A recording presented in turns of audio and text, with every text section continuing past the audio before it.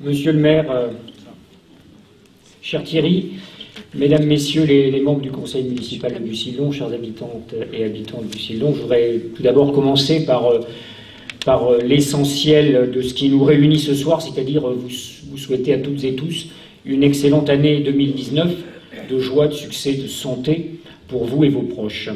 Monsieur le député, monsieur le président de la communauté de communes, pardon, monsieur le vice-président du conseil départemental, madame la conseillère départementale, monsieur le conseiller régional, chers collègues, cher Olivier, mesdames, messieurs les maires, mesdames, messieurs, je voudrais effectivement tout d'abord dire le plaisir que j'ai d'être ici ce soir et pour reprendre ce que disait Thierry, au moins sur deux événements auxquels j'ai pu participer à Bucy-le-Long, dire effectivement, témoigner du dynamisme de la commune, de ses habitants, de ses associations et de ses bénévoles. Je suis venu ici à 2 reprises, enfin plus que 2 reprises, mais je vais retenir 2 moments où j'ai pu venir participer à la vie de Bucy-le-Long. C'était l'opération Hauts-de-France propre au mois de mars dernier, où on m'a expliqué, d'ailleurs Dominique, t'es bien gentil, mais on n'a pas attendu la région pour lancer l'opération. Nous, ça fait combien? 20 ans que ça existe 20 ans que ça existe. Donc je suis venu participer à cette opération un dimanche matin, le 18 mars de mémoire. Effectivement, et j'ai vu beaucoup de bénévoles, j'ai vu beaucoup de personnes, d'habitants de la commune qui, durant 48 heures, ont sillonné les routes avoisinantes et donc ont participé à cette opération. Et je suis venu donc à ce moment-là. Puis le deuxième moment fort, je pense, ça a été également dit par Thierry à l'instant, c'est le 11 novembre. Le 11 novembre, le soir du 11 novembre, il faisait un froid glacial sur Bucy-le-Long, il pleuvait. On était, alors en ce qui me concerne, j'en étais à ma 3e ou 4e cérémonie de la journée, et on arrivait ici un peu frigorifié. D'ailleurs, les photos qui en sont sorties en témoignent, et Jackie, doublé ici présent, nous a fait de très jolies photos et de très jolies collections de cette soirée, de cette journée. Et je peux témoigner effectivement que malgré le froid, malgré la pluie, et les conditions un peu cycloniques au-dessus de Bucy-le-Long, il y avait énormément de monde à cette soirée, enfin à cette fin d'après-midi et soirée, il y avait énormément de monde, énormément d'habitants d'ici et d'ailleurs, pour faire rapide, mais énormément de monde et beaucoup d'enthousiasme à participer à cet événement.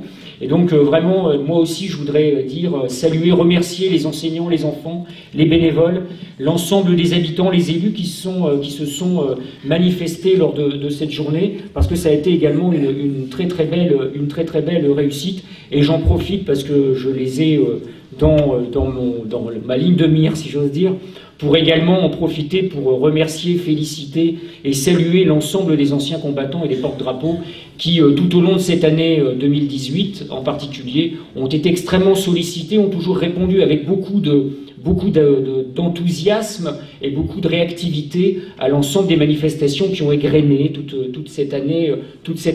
Et j'ai un souvenir là aussi un peu particulier, c'était à la Pierre d'Audroy, lors de la cérémonie en présence du président de la République Emmanuel Macron, où les pauvres avaient été placés dans le froid glacial de la route vers la Capelle à partir de 15h30, alors que le chef de l'État est arrivé à 20h. Et donc, c'est dire s'il a fallu chez eux une certaine dose d'abnégation et de sens du devoir.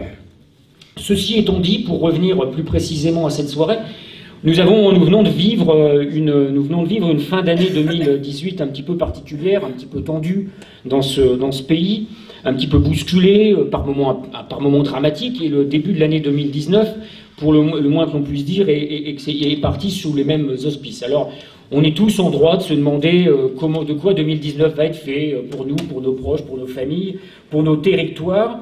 Et puis ce mouvement qui a été, je pense qu'on ne peut pas non plus faire totalement abstraction de ce qui se passe en ce moment dans notre pays, ce mouvement donc qui a démontré, qui a mis en exergue un certain nombre de fractures territoriales, sociales, nous met aussi, nous les élus locaux, en face de nos responsabilités, et en particulier nous amène, nous conduit, nous oblige aussi à répondre de manière très concrète à ce qui se passe dans le pays, et en tout cas être au plus près des préoccupations de nos concitoyens. Alors, je ne vais pas commencer à vous dire que depuis 2015 que nous sommes arrivés à la région, tout va mieux, tout est merveilleux, que l'on vit dans un monde extraordinaire.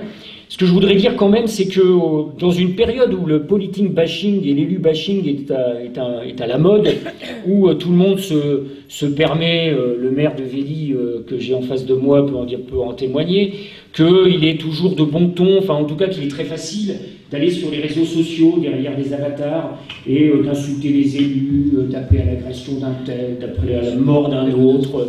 Comment ? De les menacer, oui. De les menacer dans leur vie, auprès de leurs proches, etc. Je crois aussi qu'il est bon à un moment donné de dire c'est bien, on peut être chrétien et tendre la joue gauche une fois qu'on nous a tapé sur la joue droite, mais il faut aussi quand même témoigner, et je crois que nous sommes nombreux à pouvoir le faire, sur aussi l'investissement important, total, de nombre des élus, enfin de la très, très grande majorité des élus que compte ce pays, et qui le font à la fois, parfois au détriment de leur vie personnelle, le font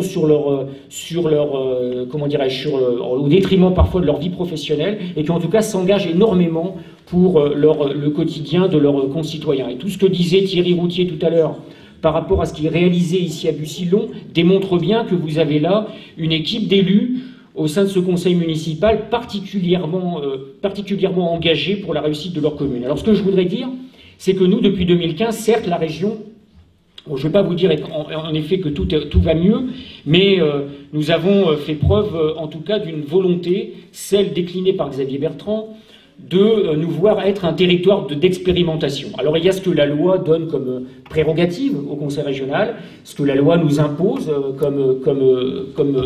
comment dirais-je, comme obligation, et puis est-ce que nous avons souhaité faire. Et le but du président de région, qui a toujours considéré qu'il était une sorte de super-maire de la région, c'était d'être au plus près des problématiques de nos concitoyens. Et c'est pourquoi je voudrais non pas faire un long catalogue de ce que nous avons pu mettre en place depuis 2015, mais simplement rappeler un certain nombre de mesures, de dispositifs qui existent, qui ont été votés par le Conseil régional et qui existent. Nous avons beaucoup de mal à la région, je pense, à faire connaître nos dispositifs. On a beaucoup de mal à les faire pénétrer les territoires. Et on y participe, Olivier, moi, nos collègues à la région, mais on a toujours beaucoup de mal à le faire. Alors, dès qu'on me tend un micro, j'en profite pour rappeler un certain nombre de... Je suis désolé parce que là je le tiens, donc maintenant je ne vais plus trop le lâcher. Je vais en profiter pour donc vous rappeler un certain nombre de dispositifs régionaux. Et qui sont les dispositifs, encore une fois, de soutien au pouvoir d'achat et au quotidien de nos concitoyens. Nous avons mis en place des aides, en particulier par exemple sur les transports. Des aides que nous avons mises en place, c'est des aides à toutes les personnes qui font plus de 20 km entre leur domicile et leur lieu de travail. Nous avons mis en place des aides pour ces gens-là. Nous avons mis en place des aides pour les personnes qui se retrouvent en situation de trouver un emploi mais qui n'ont pas leur véhicule disponible. On leur prête un véhicule le temps de la période d'essai. On a mis en place des aides à la garde d'enfants. On a mis en place comment dirais-je, le financement du permis de conduire que l'on a élargi. On a mis en place le financement de la conversion au bioéthanol des véhicules roulant à l'essence. Autant de mesures très concrètes qui touchent le quotidien des habitants, des 6 millions d'habitants de cette région Hauts-de-France, et qui me paraissent importants de rappeler. De la même façon que nous avons mis en place aussi des dispositifs d'aide à la rénovation des logements en matière permettant l'économie d'énergie, et là encore, on touche à la problématique du pouvoir d'achat. Donc voilà autant de mesures que nous avons mises en place. Les transports, parce que nous savons pertinemment, et nous en avons la compétence, que les transports, la mobilité c'est d'ailleurs ce que je viens de dire touche à la mobilité, sont des données extrêmement importantes. C'est pourquoi Xavier Bertrand a toujours dit que nous, à la région, aucune ligne ne fermerait sur le territoire de la région, et que nous avons mis là aussi beaucoup d'argent, nous mettons beaucoup d'argent pour assurer non seulement la pérennité, mais le futur et l'amélioration du fonctionnement de la ligne Soissons-Paris.